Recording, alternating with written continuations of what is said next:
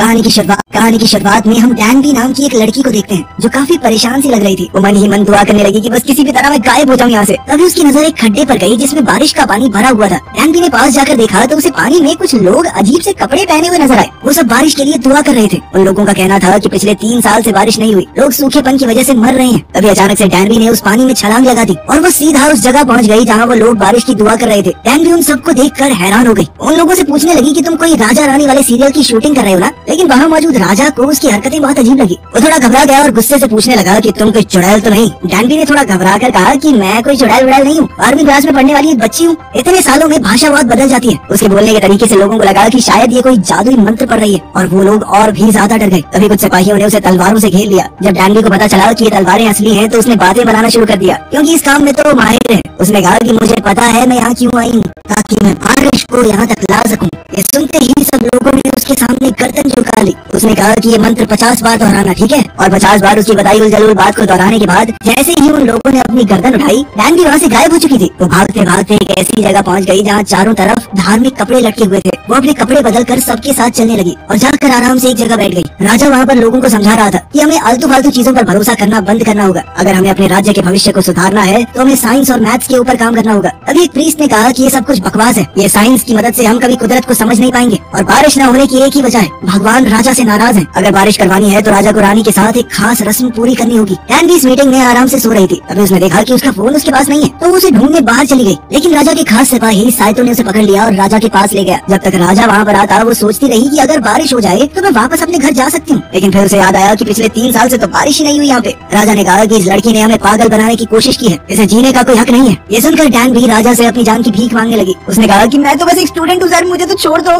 गलती से मैं फ्यूचर से यहाँ पे आ गई, मुझे नहीं पता कैसे। अपनी मौत को सामने देखकर डैनबी के आगे उसकी जिंदगी घूमने लगी कि कैसे वो यहाँ तक पहुँच गई।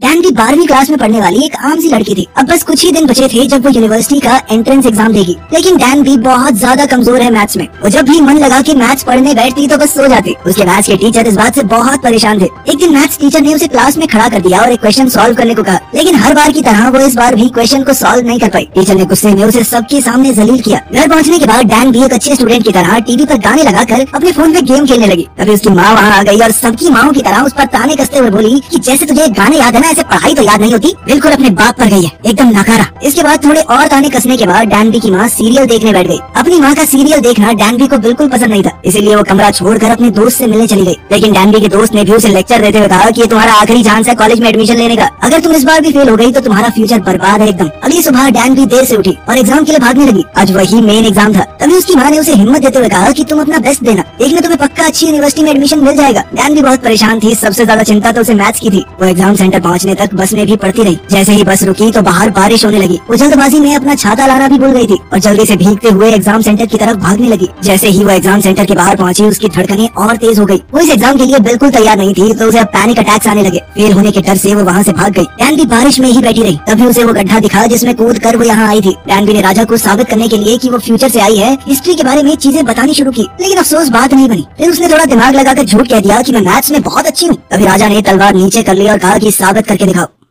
राजा ने डैनबी को एक सवाल दिया हल करने के लिए। डैनबी की राइटिंग तो बहुत बेकार थी, लेकिन डायग्राम देखकर राजा समझ गया कि ये सही जवाब है और साथ ही सॉल्यूशन भी बहुत बढ़िया था। ये देखकर राजा का मुंह खुला का खुला रह गया। राजा ने कहा कि हमारे देश के बड़े से बड़े जीनियस भी इस प्रॉब्लम को सॉल्व करने के लिए 3 दिन लगाते हैं, तुमने 1 मिनट के अंदर कर दिया। इसके बाद तो सब लोग डैनबी को ऐसे देख रहे थे मानो वो कोई बहुत बड़ी जीनियस हो, जबकि जिस समय से डैनबी आई थी वहाँ तो वो एकदम नालायक थी। लेकिन इस समय में बाकी सब तो दूसरी क्लास की मैथ्स में फंसे पड़े हैं। अब राजा ने डैनबी को एक ऑफर दिया, अगर तुम हमारे लोगों को मैथ्स सिखाओ तो बदले में मैं तुम्हें घर भेजने का वादा करता हूँ। डैनबी के पास कोई चारा तो था नहीं, तो वो मान गई। उसका पहला स्टूडेंट खुद राजा है। साथ ही राजा ने उससे कहा कि अब से तुम्हें एक लड़का बन के यहाँ रहना होगा, क्योंकि तुम चाहे जिस मर्जी समय से आई हो, इस जमाने में लड़कियाँ टीचर नहीं होती। डैनबी ये जानकर चौंक गई कि राजा को काउंटिंग तक नहीं आती। डैनबी ने राजा को सिखाने की शुरुआत बेसिक से की, पहले नंबर फिर प्लस माइनस मल्टीप्लाई वगैरह वगैरह। कुछ दिनों में राजा का मैथ्स का टेस्ट होने वाला था। दरअसल राजा ने एक दूसरे देश के आदमी से शर्त लगा रखी थी और वो कॉन्टेस्ट कुछ ही दिन में होने वाला था। राजा ने कहा कि अगर मैं हारा तो सजा तुम्हें मिलेगी। इसीलिए डैनबी बेचारी डर के मारे राजा को पूरी लगन के साथ पढ़ा रही थी। ऊपर से साइतो पीछे बैठा प्यारी सी धुन बजा रहा था ताकि राजा का पढ़ाई में बेहतर ध्यान लगे। राजा को सीखने में बहुत टाइम लग रहा था, तो डैनबी ने गुस्सा होकर राजा के माथे पे थप्पड़ जड़ दिया, जिसके लिए साइतो ने तुरंत उसके ऊपर तलवार तान दी, क्योंकि राजा